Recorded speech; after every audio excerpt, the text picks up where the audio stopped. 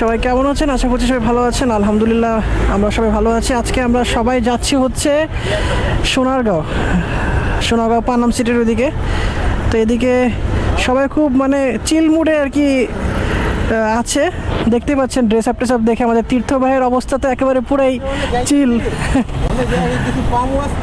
আল্লাহ জানে ভাই, জানি না। আমরা এখন সোনারগাঁও পানাম সিটির উদ্দেশ্যে রওনা দিয়েছি। প্ল্যানটা একদমই সাডেন ছিল, গতকালকে রাতে হচ্ছে প্ল্যান হয়েছে, আর আজকে সবাই রওনা দিলাম পানাম সিটির উদ্দেশ্যে। আজকে ঈদের তৃতীয় দিন। আসলে সাডেন প্ল্যান আসলে বেস্ট হয়, বিকজ আপনি যদি কোনো কিছু প্ল্যান করে করেন তাহলে সেটা আসলে এভাবে এক্সিকিউট হয় না। বাট সাডেন প্ল্যানে সবসময় আর কি ব্যাপারটা অনেক মজাদার হয়। অনেক দিন পর, অনেক দিন বললে ভুল হবে, অনেক বছর পরে এই ঢাকা চিটাগাং হাইওয়েতে উঠছি আমার এই বাইক নিয়ে। আমার আগের প্রত্যেকটা বাইক নিয়ে আসলে ঢাকা চিটাগাং হাইওয়েতে ওঠা হয়েছে, বাট এই বাইক নিয়ে এখন পর্যন্ত আমার ঢাকা চিটাগাং হাইওয়েতে ওঠা হয় নাই। এই ভেরি ফার্স্ট টাইম এই 2 বছর পরে প্রায় ঢাকা চিটাগাং হাইওয়েতে আমি আমার এই বাইক নিয়ে উঠতেছি। পানাম সিটি যদিও বেশি একটা দূর না, একেবারে কাছে। আমার লোকেশন থেকে 45 কিলোমিটার রাস্তা। যাই হোক, ভালোই লাগতেছে। ঈদের ছুটিতে ফাঁকা রাস্তায় ঘোরার মজাই অন্যরকম। তো সাথে থাকেন, এনজয় করতে থাকেন আজকে আমাদের এই রাইডটা। আশা করি আপনারা অনেক এনজয় করতে পারবেন। আজকে হয়তো বা ব্লগটা একটু বড় হতে পারে, কথাবার্তা হবে। অন্যান্য সময় তো ছোটো ছোটো ব্লগ দেই, বাট আজকে ব্লগটা আশা করি একটু বড় হবে। অনেকদিন কোনো বড় সড়ো ব্লগ দেওয়া হয় না, আপনারা দেখবেন, এটাই আশা থাকবে। আমরা চলে আসছি প্রায় কাছাকাছি। গ্রামের আঁকাবাঁকা রাস্তা ধরে আমরা এখন গ্রামের ফিল নিতে নিতে পানাম সিটির কাছাকাছি চলে আসছি। আমি অনেক বছর আগে আমার ফার্স্ট বাইক নিয়ে এখানে একবার আসছিলাম পানাম সিটিতে। পানাম সিটি দেখতে আসছিলাম, তারপর হচ্ছে ওই যে একটা তাজমহল আছে না, ওটা দেখতে আসছিলাম। আমার ফার্স্ট বাইক ছিল Gixxer monotone, Sonargaon stadium. Nice.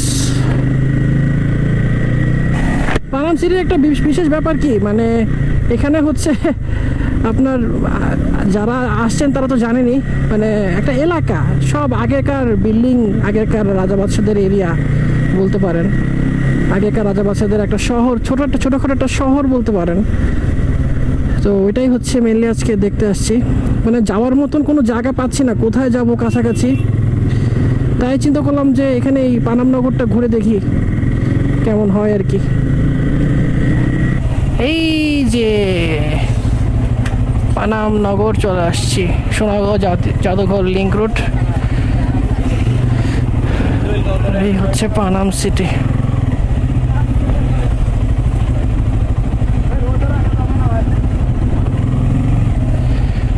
দেখেন পরিত্যক্ত নগরী দেখতে কেমন লাগে।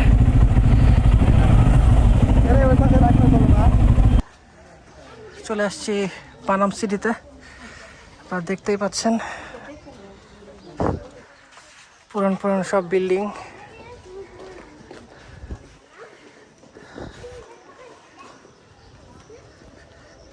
যারা আগে আসছেন তারা তো জানেনই কীরকম, যারা দেখেন নাই তারা দেখেন,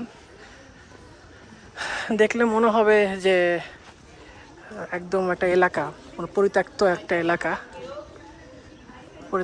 এলাকায় চলে আসছে। আচ্ছা মোনাক ভাই, একা এসে কেমন লাগতেছে এখানে এই যে পানাম সিটিতে?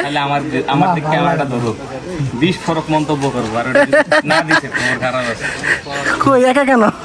তোমার দেখার পর আমার একা থাকতে খুব ভালো লাগে।